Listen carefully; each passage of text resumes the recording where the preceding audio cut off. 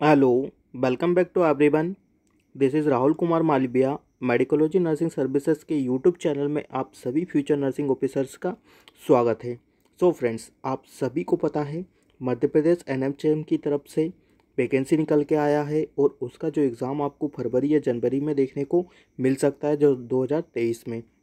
उसी को देखते हुए मेडिकोलॉजी नर्सिंग सर्विसेज के द्वारा आपके लिए एमपी एनएचएम का क्लास कंडक्ट करवाया जा रहा है।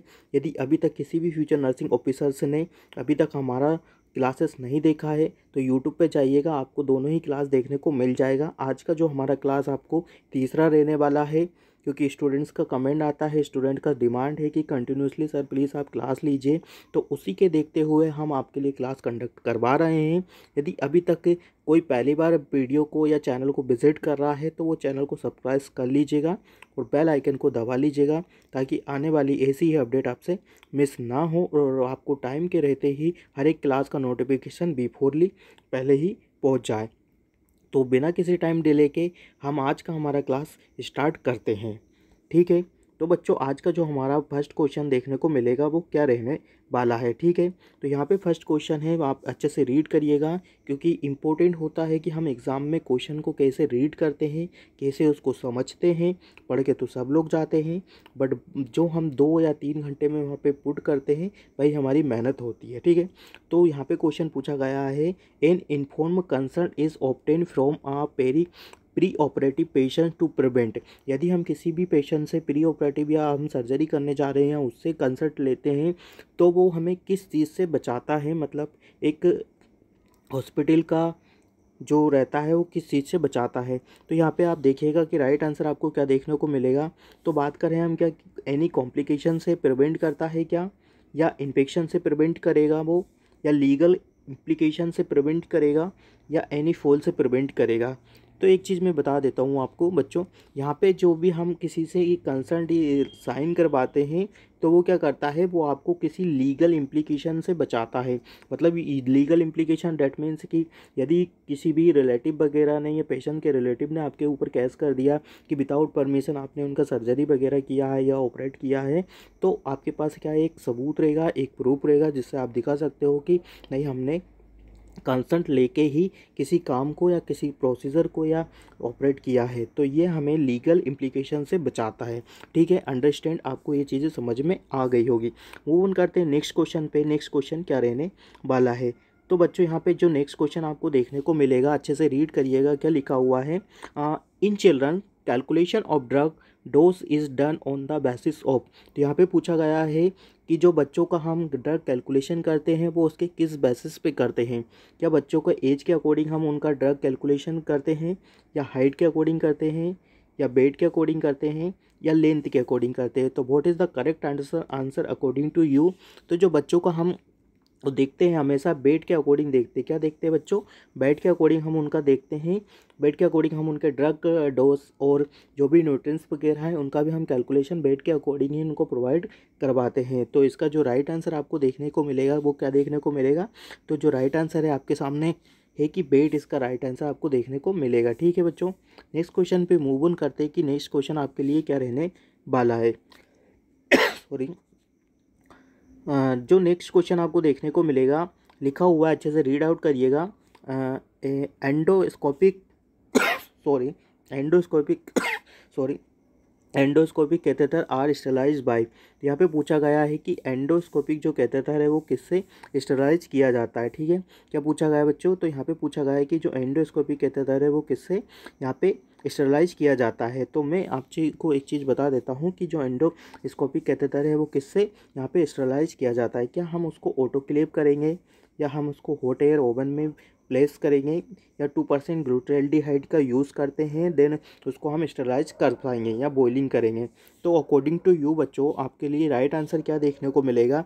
तो ऑटोक्लेव आपको पता है कि हम ऑटोक्लेव में बिल्कुल सेट टेम्परेचर यूज़ करते हैं, हॉट एयर में भी एक सेट टेम्परेचर यूज़ होता है, बॉइलिंग में भी क्या होता है, एक टेम्परेचर यूज़ होता है, देन हम बॉइल करते हैं। ठीक है, बात करें हम यदि 2% ग्लूटाल्डिहाइड का, तो इसके लिए जो राइट आंसर आपको देख लेगा, राइट आंसर आपका क्या देखने को मिलेगा, 2% ग्लूटाल्डिहाइड राइट आंसर देखने को मिलता है, जो कि एंडोस्कोपी कैथेटर में के लिए यूज़ किया जाता है। 2% ग्लूटाल्डिहाइड जो रहता है वो और किसी चीज़ में भी यूज़ किया जा सकता है। ठीक है, तो आई होप आपको यहाँ से समझ में आया होगा कि जो हमारा एंडोस्कोपी के जो इंस्ट्रूमेंट्स जो कैथेटर है वो हम 2% ग्लूटाल्डिहाइड से यूज़ करते हैं, देन उसको हम रीयूज़ करते हैं। ठीक है, ऑटोक्लेव का आपको पता है कि कितने डिग्री पे रखते हैं, कितना टेम्परेचर रखते हैं, तो ये चीज़ें भी आपको एग्ज़ाम के पॉइंट ऑफ व्यू से अच्छे से रीड आउट करके जाना है कि हॉट एयर ओवन क्या होता है, ये भी अच्छे से रीड आउट करके जाना है। ठीक है, बॉइलिंग क्या होता है, किस टाइप का बॉइलिंग होता है, फ्लेस होता है किस टाइप का होता है, कितने टेम्परेचर का होता है,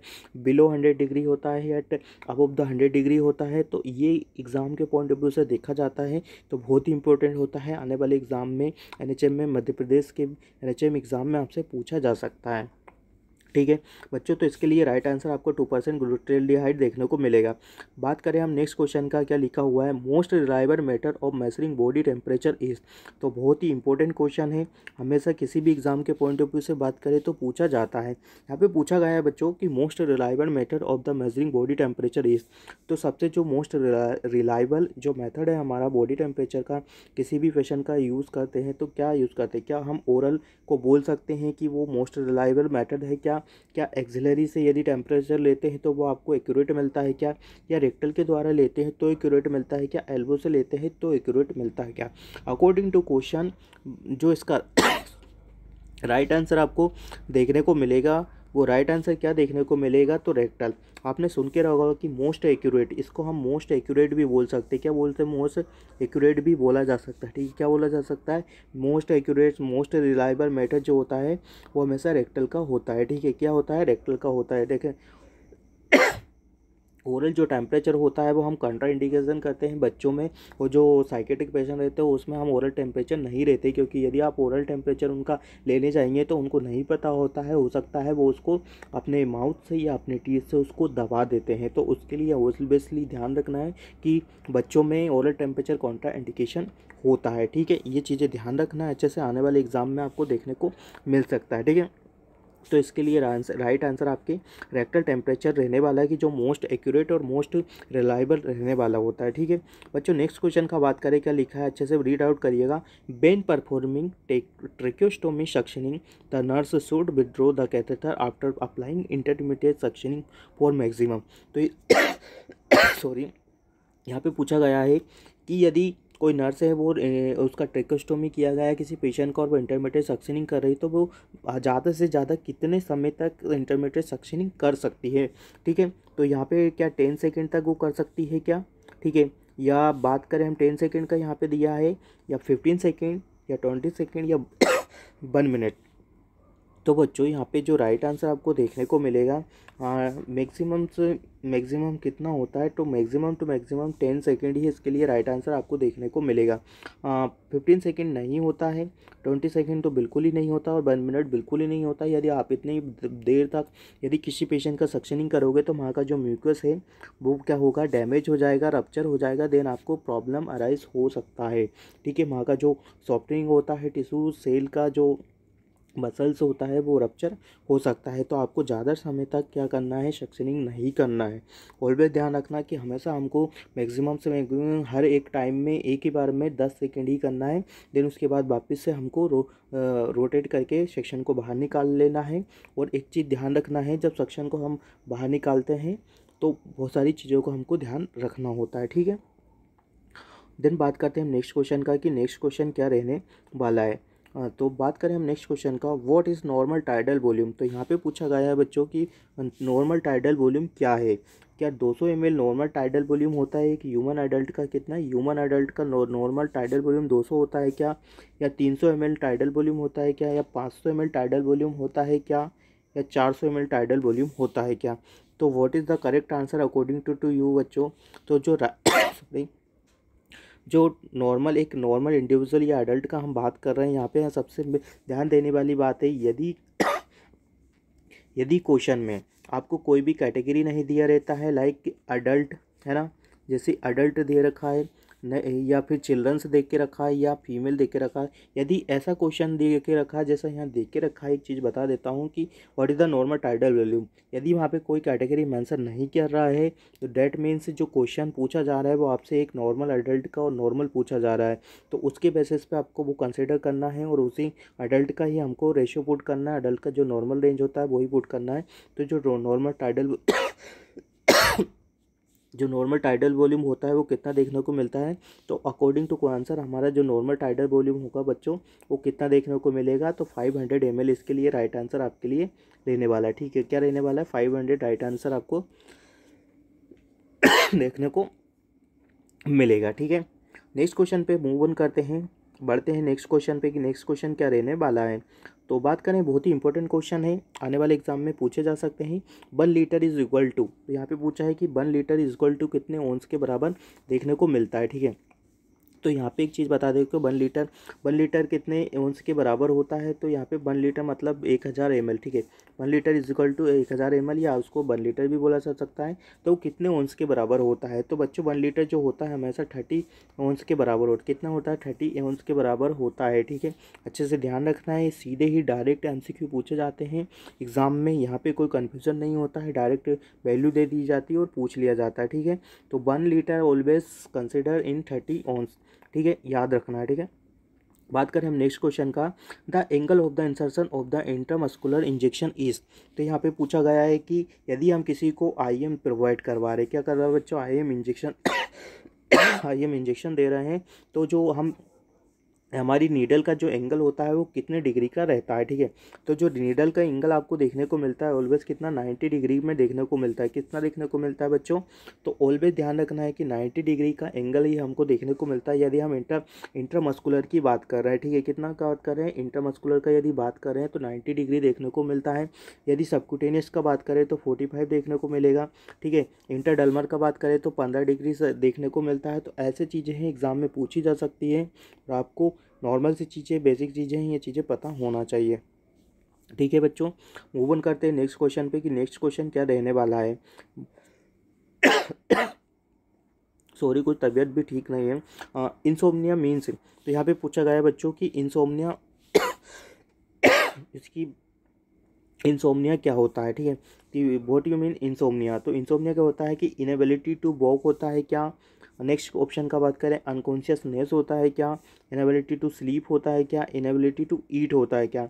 तो इंसोम्निया का मतलब क्या होता है बच्चों, तो इंसोम्निया का मतलब होता है इनेबिलिटी टू स्लीप, मतलब रात में आपको नींद नहीं आना। तो उसके लिए जो राइट आंसर आपको देखने को मिलेगा, स्लीप डिस्टर्बेंस हो जाता है। क्या हो जाता है बच्चों, स्लीप डिस्टर्बेंस हो जाता है, जिसको हम क्या बोला जाता है, एक टर्म में जो मेडिकल लैंग्वेज में बोला जाता है उसको हम इंसोम्निया कहा जाता है। ठीक है, नेक्स्ट क्वेश्चन पे बात करते हैं, नेक्स्ट क्वेश्चन क्या रहने वाला है।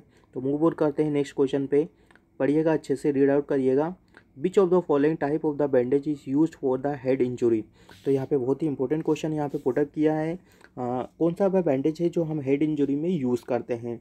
ठीक है, तो ऑप्शन ए क्या बोल रहा है, स्पायरल बैंडेज है क्या, ऑप्शन बी बोल रहा है सर्कुलर बैंडेज है क्या, या कैपलाइन बैंडेज है क्या, और ऑप्शन डी बोल रहा है स्पाई का बैंडेज है क्या। तो यदि हेड इंजरी की बात करें हम, तो उसमें कौन सा बैंडेज हम यूज़ करते हैं, तो ऑलवेज ध्यान रखना है कि यदि हेड इंजरी का बात कर रहे हैं बच्चों, किसका बात कर रहे हैं, यदि हम हेड इंजरी का बात कर रहे हैं तो ऑलवेज उसको कैपलाइन बैंडेज यूज़ किया जाता है। ठीक है, क्या बोला जाता है, सॉरी, कैपलाइन बैंडेज यूज़ किया जाता है। ठीक है, नेक्स्ट बात करें कि हम नेक्स्ट क्वेश्चन क्या रहने वाला है।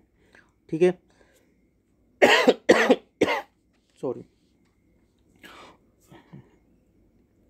इन healthy person stroke volume is about, तो यहाँ पे पूछा गया है कि एक हेल्दी पर्सन का स्टॉक वॉल्यूम कितना होता है। तो 50 ml स्टॉक वॉल्यूम होता है क्या, 70 ml स्टॉक वॉल्यूम होता है क्या, या 1000 ml stock, sorry 100 stroke volume होता है क्या, या 170 ml स्टॉक वॉल्यूम आपको देखने को मिलता है। तो इसके लिए राइट आंसर आपको क्या देखने को मिलेगा कि स्टॉक वॉल्यूम क्या रहता है। ठीक है, तो बच्चों स्टॉक वॉल्यूम जो होता है कि एक नॉर्मल इंडिविजुअल का बात करें, यहाँ पे भी आपसे अडल्ट का ही पूछ रहा है, डेट मीन्स कि इसका जो नॉर्मल रेंज होता है वह कितना होता है, 70 ml आपको देखने को मिलता है। ठीक है, कितना देखने को मिलता है, तो 70 ml आपको देखने को मिलेगा। बात करें हम नेक्स्ट क्वेश्चन पे कि नेक्स्ट क्वेश्चन क्या रहने वाला है। ठीक है, in the following which is the most important part of the nursing process, तो यहाँ पे पूछा गया है कि वह कौन सा नर्सिंग प्रोसेस का इंपॉर्टेंट पार्ट है नीचे दिए गए चारों ऑप्शन में से। असेसमेंट ऑफ द प्रॉब्लम और needs of the patient important parts रहता है क्या नर्सिंग प्रोसेस का, या प्लानिंग इंपॉर्टेंट पार्ट रहता है क्या, नर्सिंग इंटरवेंशन इंपॉर्टेंट पार्ट रहता है क्या, या इवैल्यूएशन इंपॉर्टेंट पार्ट रहता है क्या। तो सबका ही अपना अपना एक वैल्यू होता है, सबका ही अपना अपना एक रोल होता है कि किस में किस चीज़ों को रखा जाता है। बट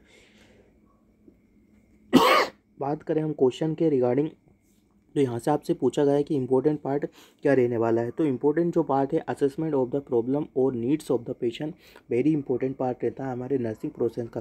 जब तक हम किसी पेशेंट का असेसमेंट नहीं करेंगे तो हमको आगे का फर्दर की चीज़ों का पता नहीं चलेगा, और उसकी जो क्या नीड लग रही है वो भी हम समझ नहीं पाएंगे। तो अकॉर्डिंग टू क्वेश्चन इसके लिए राइट आंसर आपका क्या रहने वाला है, असेसमेंट ऑफ द प्रॉब्लम और नीड्स ऑफ द पेशेंट। इसके लिए राइट आंसर आपको देखने को मिलेगा। बात करें हम नेक्स्ट क्वेश्चन पे, विच of the following drug is the choice of the treatment in the drug induce anaphylactic shock.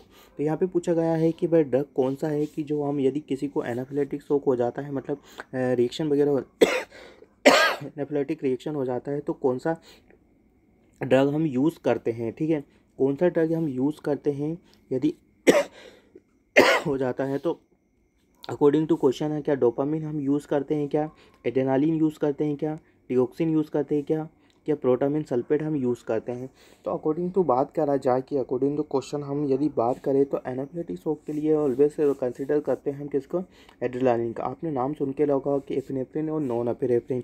तो एड्रेनालिन होता है जो कि हम एनाफिलेक्टिक शॉक के लिए यूज़ करते हैं। ठीक है, यहाँ पे कुछ चीज़ें मैंने पुटअप की है कि जैसे एड्रेनालिन होता है बच्चों, क्या होता है एपिनेफ्रिन होता है, belongs to a group of the medicine used to treatment of the serious shock produce by the severe allergic reaction. जैसा मैंने आपको अभी बताया कि एनाफिलेक्टिक शॉक क्या होता है कि एक सीवियर एलर्जिक रिएक्शन होता है। क्या होता है, सीवियर एलर्जिक रिएक्शन होता है, और टू कोलेप्स जिसमें क्या होता है एलर्जिक कोलेप्स होता है। इट में also be used restart your heart if has stopped. ये हमारे हार्ट को स्टॉप हो जाता है एनी कंडीशन में तो भी इसके लिए यूज़ किया जा सकता है। ठीक है, कि एनी इमरजेंसी कंडीशन में। ठीक है, नेक्स्ट का बात करें कि इंपॉर्टेंट है इसलिए मैंने यहाँ पे पुटअप किया है। डोपामिन क्या होता है, डोपामाइन होता है is a prescription medicine used to treat the symptoms of the low blood pressure and the low cardiac output, improve blood flow to the kidney. Dopamine may be used alone or with other medication. Dopamine belongs to class of the drug called the inotropic agent. Inotropic agent, ठीक है।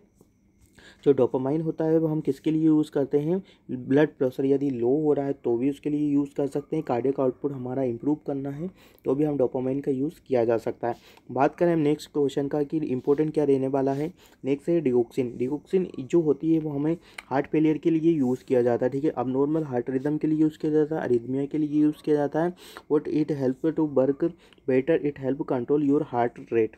मतलब किसके लिए, heart rate के लिए use किया जाता है। तो अच्छे से ध्यान रखना है, जब भी डिगोक्सिन दे रहे हैं तो उससे पहले हम हार्ट रेट को कंटिन्यू क्या करते हैं, चेक करना रहता है, क्योंकि ये क्या करता है कि आपके हार्ट रेट को क्या करता है, कंट्रोल करता है। तो यदि किसी पेशेंट का हार्ट रेट कम हो रखा है तो हम उसको डिगोक्सिन नहीं देंगे।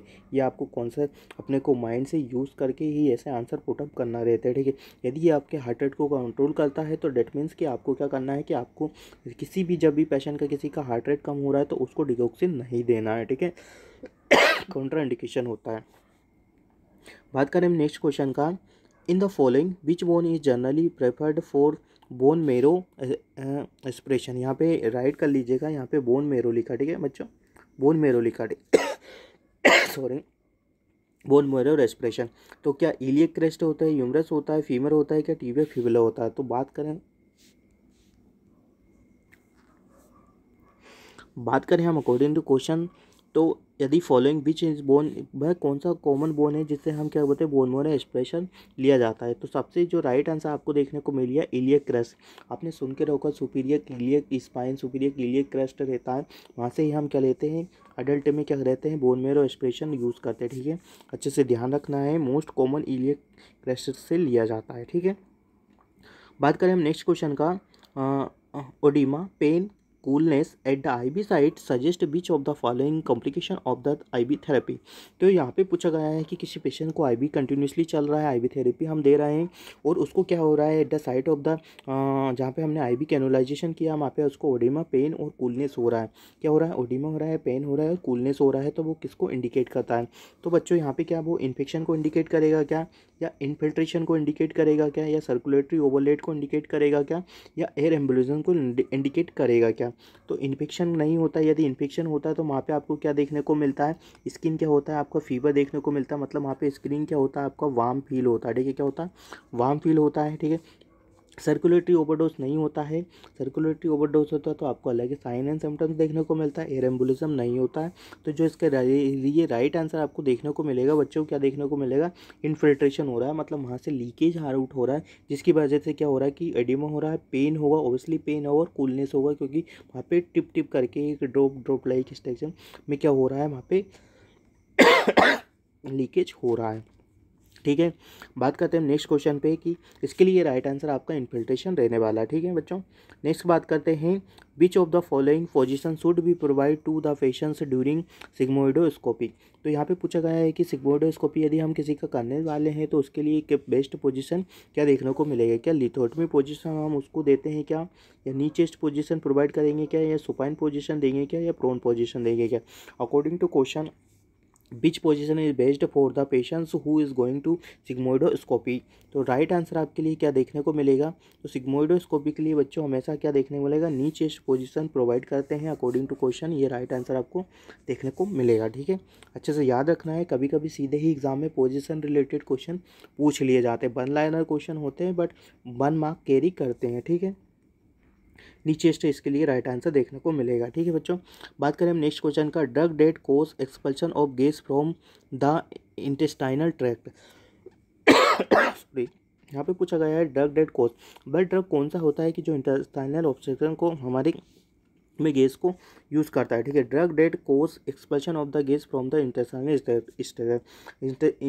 ट्रैक्ट। तो क्या लिखा हुआ है? एस्ट्रीजनेट रहता है क्या, कार्बिमेनेटिव रहता है, कैथेटेरिक रहता है, या एमेटिक रहता है? तो अकॉर्डिंग टू क्वेश्चन इसके लिए राइट आंसर आपको क्या देखने को मिलेगा? तो एस्ट्रीजनेट नहीं होता है बच्चों, कार्बिनेट, और इसके लिए राइट आंसर आपको देखने को मिलेगा। जो गैसेस हमेशा याद रखना है, जो गैस के लिए यूज किया जाता है कार्मेटिक एनिमा भी होता है, जो हम गैसेस डिस्टेंशन के लिए यूज़ किया जाता है। ठीक है, अच्छे से ध्यान रखना। एमेटिक आपका क्या होता है? वॉमिटिंग वगैरह या एमेटिक से रिलेटेड आ जाता है। ठीक है, तो जो कार्मेटिव होता है, हमें तो आपने सुन के भी रखा, जो कार्मेटिव एनीमा होता है वो हम किसके गैसेस डिस्टेंशन के लिए यूज़ करते हैं। तो इसी के लिए ये राइट आंसर आपको कार्मेटिव देखने को मिलेगा। ठीक है, बात करें हम नेक्स्ट क्वेश्चन का। नेक्स्ट क्वेश्चन क्या लिखा हुआ है? Bromocriptine can be used to treat all of the following disease except. यहाँ पे पूछा यहाँ पे पूछा गया है जो ब्रोमोक्रप्टिन हमारा ड्रग रहता है वो हम सभी कंडीशन में यूज़ करते हैं बट किसी एक कंडीशन को छोड़ के। तो प्रोलेक्टिमिया की कंडीशन में यूज़ कर सकते हैं क्या, पार्किंसन डिसीज़ में कर सकते हैं क्या, इनफर्टिलिटी में कर सकते हैं क्या, मैनिक डिप्रेशन साइकोसिस में नहीं करते हैं क्या? तो अब कौन सा एक ऐसा ड्रग कंडीशन है, सॉरी डिसीज़ कंडीशन है जिसमें हम ब्रोमोक्रप्टिन का यूज़ नहीं करते हैं? ठीक है बच्चों, तो यहाँ पे प्रोलेक्टिमिया में हम ब्रोमोक्रप्टिन का यूज़ कर सकते हैं। ठीक है, पार्किंसन डिसीज़ में भी ब्रोमोक्रप्टिन का हम यूज़ करते हैं, इनफर्टिलिटी में भी करते हैं, बट जो मैनिक डिप्रेसिव साइकोसिस कंडीशन होता है उसमें हम नहीं करते हैं। तो राइट आंसर आपके लिए क्या देखने को मिलेगा? मैनिक डिप्रेसिव साइकोसिस राइट आंसर देखने को मिलेगा। ब्रोमोक्रप्टिन क्या क्या क्या क्या होता है? प्रोलेक्टिन प्रोलेक्टिमिया होता है, मतलब जिसमें क्या होता है कि आपके पिट्यूटरी ग्लैंड का क्या होता है? एक्सेसिव स्टिमुलेशन हो जाता है, जिससे एक्सेसिव आपका हार्मोन का सिक्रेशन देखने को मिलता है। ठीक है, पार्किंसन डिसीज़ क्या है कि पार्किंसन डिसीज़ में भी आपको क्या होता है? रिजिडिटी आ जाता है, आपके पिंग रीडिंग ट्रोमर्स देखने को मिलता है, आपके हाथ ऐसे कांपने लगते हैं, आपका पोस्चर ठीक नहीं होता है। तो वो चीज़ें कंडीशन आपकी पार्किंसन डिसीज़ में आता है, रिजिडिटी हो जाता है आपका। ठीक है, देन बात करें हम किसका बच्चों? इनफर्टिलिटी का।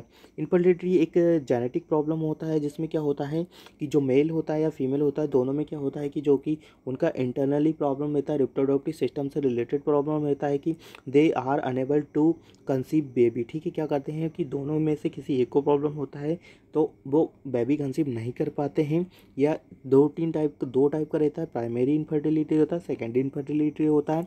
प्राइमरी इनफर्टिलिटी भी ये होता है जिसमें कि हम पहला बेबी हम कंसीव कर सकते हैं बट दूसरा बेबी हम कंसीव करने में असमर्थ रहते हैं। ठीक है, जो सेकेंडरी रहता है प्राइमरी सेकेंडरी सॉरी क्या रहता है बच्चों, दो टाइप का रहता है। जैसा मैं आपको बता देता हूँ कि जो प्राइमरी रहता है उसमें क्या होता है कि फर्स्ट से ही हम कोई भी बेबी कंसीव नहीं कर सकते, उसको लोग प्राइमरी बोलता है।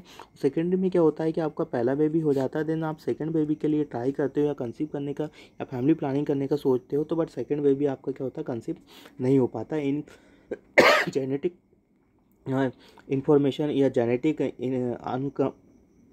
आपका जो प्रॉपर तरीके से नहीं होता उसकी वजह से आपको देखने को मिलता है। ठीक है, तो ये चीज़ें आपको पता होना चाहिए।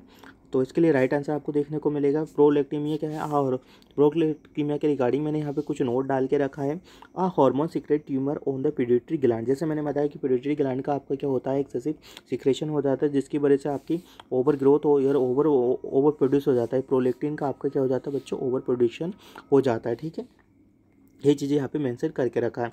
विच of the following drug is used to dilate pupils. यहाँ पे पूछा गया है कि भाई कौन सा ड्रग है जो हम पीपल को डायलेट करने के लिए यूज़ किया जाता है। तो आई थिंक ये सबको ही पता होगा, जो माइडेटिक होता है वो हम किसके लिए यूज़ करता है, पीपल का जो डायलेशन है उसके लिए हम यूज़ किया जाता है। ठीक है बच्चों, तो ये यहाँ पे आपके लिए राइट आंसर आपको देखने को मिलेगा। बात करें हम नेक्स्ट क्वेश्चन का, विच of the following drug is contraindication for the lactating mother. तो बहुत ही इंपॉर्टेंट क्वेश्चन है, यहाँ पे पूछा गया है कि भाई कौन सा ड्रग है जो कि कॉन्ट्राइंडिकेशन होता है किसमें, लैक्टेटिंग मदर को। ठीक है, तो यहाँ पे क्लोरोक्विनिन होता है क्या, कि हम उसको दे सकते हैं क्या, या टेट्रासाइक्लिन होता है क्या, उसको दे सकते हैं क्या, या एम्पिसिलिन होता है क्या, उसको दे सकते हैं क्या, एमिकासिलिन होता है क्या, उसको दे सकते हैं। यहाँ पे हमको एक कॉन्ट्राइंडिकेशन ड्रग को छांटना है जिसमें कि हम उसको नहीं दे सकते। ठीक है, मतलब नहीं दे सकते मतलब वो कॉन्ट्राइंडिकेशन होता है। तो बच्चों यहाँ पे क्लोरोक्विनिन होता है, आपको सभी को पता है। ड्रग ऑफ चॉइस होता है, क्या होता है बच्चों, ड्रग ऑफ चॉइस होता है प्रेगनेंसी में मलेरिया की कंडीशन में। क्या होता है, यदि किसी को मलेरिया हो रखा है और वो प्रेगनेंसी की कंडीशन फेस में है तो उसको कह सकते हैं हम क्लोरोक्विनिन जो ड्रग होते हैं वो ड्रग ऑफ चॉइस के रूप में दिया जा सकता है। आप अच्छे से नोट डाउन कर लीजिएगा। ठीक है, ये आने वाले एग्जाम में आपको देखने को मिल सकता है। ठीक है, क्लोरोक्विन क्या होता है कि जो ड्रग ऑफ चॉइस होता है, क्या होता है, ड्रग ऑफ चॉइस होता है in drug of choice of malaria, drug of choice in malaria pregnancy. ठीक है, बात करें हम टेट्रासाइक्लिन, तो बच्चों इसके लिए जो हमारा राइट आंसर वो टेट्रासाइक्लिन लेने वाला है, क्योंकि टेट्रासाइक्लिन एक एंटीबायोटिक, क्या बच्चों, एंटी बायोटिक ड्रग है। ठीक है, और जितना भी एंटीबायोटिक ड्रग होता है वो हमेशा ही हम अवॉइड करते हैं। ठीक है, एम्पिसिलिन है, इसको हम दे सकते हैं। ठीक है, इसको दे सकते हैं, अमिकासिलिन को भी दे सकते हैं। हाँ, एंटीबायोटिक सभी तरह के होते हैं, ब्रॉड स्पेक्ट्रम होता है, अलग अलग टाइप के होते हैं, तो इसकी वजह से हम किसी किसी को दे सकते हैं, किसी किसी को नहीं दे सकते। तो आपको याद रखना है, टेट्रासाइक्लिन हो गया, आपका स्ट्रेप्टोमाइसिन हो गया, ऐसी जो ड्रग्स होती है वो हम उसको प्रेगनेंसी में और लैक्टेशन की कंडीशन में हम बेबी वो मदर्स को नहीं दे सकते। ठीक है, मूव ऑन करते हैं हम नेक्स्ट क्वेश्चन पे कि नेक्स्ट क्वेश्चन क्या रहने वाला है। Application of the drug to skin is also known as. तो यदि हम एप्लीकेशन कर रहे हैं किसी ड्रग को स्किन पे इंजेक्ट कर रहे हैं तो उसको क्या बोला जाएगा, इनहालेशन बोलेंगे क्या, इंस्पेक्शन बोलेंगे क्या, इंस्टिलेशन बोलेंगे क्या, इनिकुलेशन बोलेंगे क्या। तो अकॉर्डिंग टू क्वेश्चन हम बताएं ना, इनहालेशन का मतलब होता है हम किसी चीज़ को इनहेल करते हैं, जैसे स्टीम हुआ, इनहालाइजर हुआ, ये चीज़ें हम क्या कहते हैं, इनहेल करते हैं, तो उसको हम इनहालेशन बोलते हैं। इंस्पेक्शन क्या होता है, किसी को हम पता लगाते हैं, देख दुखा के कि पता लगाना है, इंस्पेक्शन करना है, साउंड वगैरह यूज़ करते हैं। इंस्टिलेशन, यदि हम स्किन की बात कर रहे हैं तो हम क्या करेंगे बच्चों, इंस्टिल करेंगे, मतलब इंस्टिलेशन रहेंगे। इसके लिए जो राइट आंसर आपको देखने को मिलेगा वो क्या देखने को मिलेगा, इंस्टिलेशन। इसके लिए क्या बच्चों राइट आंसर आपको देखने को मिलता है, क्या देखने को मिलता है, इंस्टिलेशन, इसके लिए राइट आंसर मिलेगा। ठीक है, बात करें हम नेक्स्ट क्वेश्चन का, Benedict test is in urine sample is done for detecting. यहाँ पे पूछा गया है जो बेनेडिक्ट टेस्ट होता है हमारा, क्या होता है, जो बेनेडिक्ट टेस्ट होता है वो किसके लिए यूज़ किया जाता है? क्या एसिटेन को पता लगाने के लिए यूज़ किया जाता है, या ग्लूकोज का पता लगाने के लिए यूज़ किया जाता है, या बाइल साल्ट का पता लगाने के लिए यूज़ किया जाता है, प्रोटीन का पता लगाने के लिए यूज़ किया जाता है? तो अकॉर्डिंग टू यू बच्चों की जो हमारा बेनेडिक्ट जो टेस्ट होता है हम किसके लिए यूज़ करते हैं, किसके लिए यूज़ करते हैं बेनेडिक्ट टेस्ट हम किसके लिए यूज़ करते हैं? तो बच्चों इसके लिए जो राइट आंसर आपको देखने को मिलेगा ग्लूकोज। ठीक है, क्या देखने को मिलेगा? ग्लूकोज इसके लिए आपके लिए राइट आंसर देखने को मिलेगा। हमेशा ही आपको ध्यान रखना है कि जो बेनेडिक्ट टेस्ट होता है वो हम ग्लूकोज का पता लगाने के लिए यूज़ करते हैं। और भी टेस्ट है उसके बारे में हम डिटेल में आपको डिस्कस कर देते हैं। जैसा मैंने बताया आपको, जो ग्लूकोज होता है वो हम किसके लिए बेनेडिक्ट टेस्ट से यूज़ पता लगा सकते हैं? जो एसीटोन होता है हम रोथरा टेस्ट से यूज़ कर सकते हैं। किससे बच्चों? जो एसीटोन होता है उसका पता किससे लगा देते हैं? जो एक रोथरा नाम का ड्रग टेस्ट होता है उससे हम पता लगाया जा सकता है। ठीक है, बाइल साल्ट का किससे पता लगाया जाता है? बाइल साल्ट का हेट टेस्ट से पता लगाया जा सकता है। ये मैंने कम्युनिटी पोस्ट में भी आपको क्वेश्चन पुटअप किया था। ठीक है, वहाँ पे भी कम से कम 500 या 400 बच्चों ने इसके राइट आंसर बिल्कुल करेक्ट दिए हैं। ठीक है, तो ये था हमारा। और बात करें हम नेक्स्ट क्वेश्चन का, क्या लिखा है? बंस ऑन से इज इक्वल टू। ठीक है, क्या बच्चों यहाँ पे पूछा गया है बंस ऑन से इज इक्वल टू। तो बंस ऑन से क्या होता है? यहाँ पे आपको क्वेश्चन के अकॉर्डिंग आंसर देना होता है हमेशा ही। आपसे यदि एमएल के लिए पूछ रहा है तो आपको एमएल का जवाब देना है, यदि आपसे ग्राम के पूछ रहे हैं तो ग्राम का आंसर यहाँ पे देना है। ठीक है, तो इसके लिए जो राइट आंसर आपको देखने को मिलेगा, क्या देखने को मिलेगा? तो जो बच्चों राइट आंसर आपको देखने को मिलेगा 480 ग्राम के बराबर वन ओंच होता है। क्या ओंचा? वन ओंच आपको देखने को मिलता है। ठीक है, ओंस। बात करें हम नेक्स्ट क्वेश्चन का, one ounce is equal to. तो यहाँ पे पूछा गया है कि one ounce is equal to कितना होता है? तो जो बच्चों one ounce is equal to कितना होता है? तो यदि एक ओंस का बात करें, ठीक है, किसका बात करें? यदि एक ओंस का बात करें तो वो कितने 8 टेबल टी स्पून के बराबर होता है। किसके बराबर होता है? 8 टी स्पून के बराबर आपको वन ओंस देखने को मिलता है। कभी कभी आपको ओंस तो इक्वलिटी दिखेगा। ठीक है, ऑप्शन में यदि आपसे टेबल स्पून या टी स्पून का दे दिया जाएगा तो आपको वो चीज़ें भी पता होना चाहिए कि किसके बराबर क्या चीज़ें होती है। ठीक है, यहाँ पे मैंने कुछ चीज़ें पुटअप की है कि 1 टेबल स्पून किसके बराबर होता है? 5 ml के बराबर होता है, ध्यान रखना। और वन जो टेबल स्पून होता है वो 15 ml के बराबर होता है। ठीक है, अच्छे से ध्यान रखना। 1 टीस्पून 5 ml और वन टीस्पून 5 ml और 1 tablespoon is equal to 15 ml के बराबर आपको देखने को मिलता है। ठीक है, main complication of the chronic inflammatory bowel disease is. यहाँ पे पूछा गया है कि यदि किसी को बॉवल डिसीज हो रखा है तो उसका क्या इन्फ्लेमेटरी प्रोसेस देखने को मिलेगा? सॉरी, उसको हैमरेज की कंडीशन होगी क्या, या परफोरेशन देखने को मिलेगा क्या, या अल्सर फॉर्मेशन हो जाएगा क्या, या कैंसर हो जाएगा? तो बच्चों इसके लिए जो राइट आंसर आपको देखने को मिलेगा वो परफोरेशन की कंडीशन हो जाएगी, क्योंकि एक लंबे समय से क्रोनिक, हमेशा याद रखना है जो क्रोनिक कंडीशन होती है, क्या होता है बच्चों? क्रोनिक कंडीशन होती है हमेशा 6 वीक से ऊपर जाती है। किससे बच जाती है? 6 वीक से ऊपर जाती है। यदि 6 वीक से किसी पर्सन को वोवल इन्फर्टिलिटी डिसीज़ हो रहा है तो मतलब वहाँ पे परफोरेट हो रहा है, आपका मतलब उसकी जो कॉम्प्लिकेशन क्रोनिक वोवल डिसीज या स्मॉल इंटेस्टाइनल है वहाँ पे, जहाँ पे भी हो रहा है वहाँ पे क्या होगा? उसका परफोरेशन हो जाएगा वहाँ पर, मतलब वहाँ का जो उसमें छेद प्रेजेंट हो जाएंगे, स्पोर बन जाएंगे, जिससे वहाँ पे क्या होगा? परफोरेशन आपको देखने को मिलेगा। ठीक है बच्चों, बात करें हम नेक्स्ट क्वेश्चन का, the most prefer intramuscular injection site for the children in infant.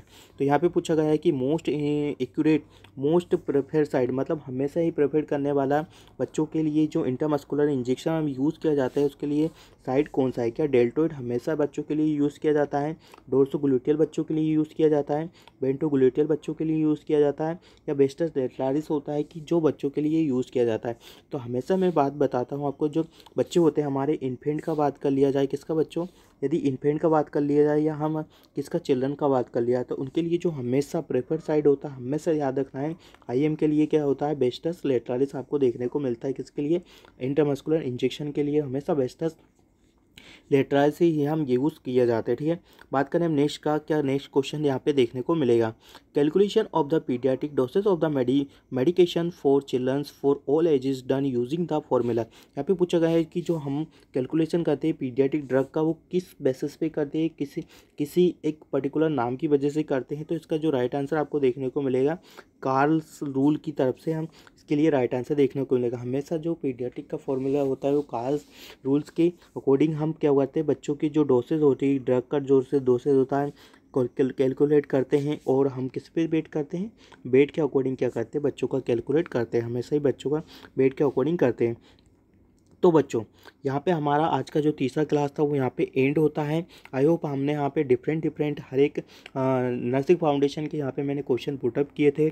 I hope आपको क्वेश्चन समझ में आएंगे। यदि आपको क्वेश्चन समझ में आए हैं तो आपके जो कमेंट्स है वो कमेंट्स ज़रूर, आपके जो रिव्यू है वो आपके कमेंट्स बॉक्स में ज़रूर लिखिएगा कि आपको क्लास कैसा लगा। क्लास के बारे में ज़रूर बताइएगा कि क्लास कैसा लगा, इसमें हमको कुछ और एड ऑन आपके लिए करना है, या क्लास अच्छा लगा हो तो उसका भी रिव्यू पुटअप करिएगा कि नहीं क्लास अच्छा था।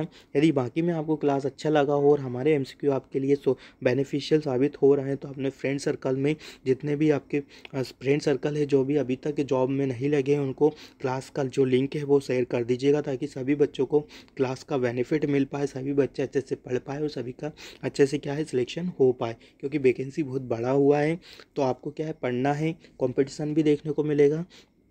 तो इस क्लास का लिंक ज़्यादा से ज़्यादा बच्चों को शेयर कर दीजिएगा, क्योंकि आने वाले एनएचएम में आपको ऐसी क्लासेस देखने को मिल जाएगी और इससे ही काफ़ी क्वेश्चन आपको देखने को मिल जाएगा। ठीक है बच्चों, तो आगे हमारा क्लास कंटिन्यू आपको देखने को मिलेगा। कुछ हेल्थ इश्यूज़ की वजह से अभी क्लास कंटिन्यू नहीं हो पा रहा है, बट हम कोशिश कर रहे हैं आपके लिए क्लास प्रोवाइड करवाने का। ठीक है, यदि वीडियो सच में ही हमारा क्लास आपके लिए बेनिफिशियल है तो आपके रिव्यू और आपके कमेंट ज़रूर पुटअप करिएगा और वीडियो को लाइक शेयर, और यदि वीडियो देख रहे हो तो चैनल को सब्सक्राइब करके ज़रूर जाना, क्योंकि वीडियो में मैंने देखा है कि नॉन सब्सक्राइबर्स ज़्यादा देखने को मिलते हैं बात करें तो सब्सक्राइबर्स की वजह से।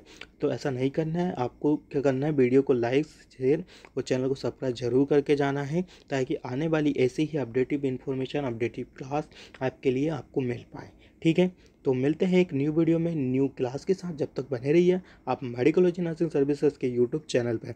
जय हिंद, जय भारत। और आपको स्टडी अच्छे से करना है, एग्ज़ाम आपका जनवरी या फरवरी में आपको देखने को मिल जाएगा। ठीक है, और खासकर बॉयज़ बहुत अच्छे से स्टडी करिएगा, क्योंकि इस बार एनएचएम में बॉयज़ के लिए बहुत कम वैकेंसी देखने को मिला है।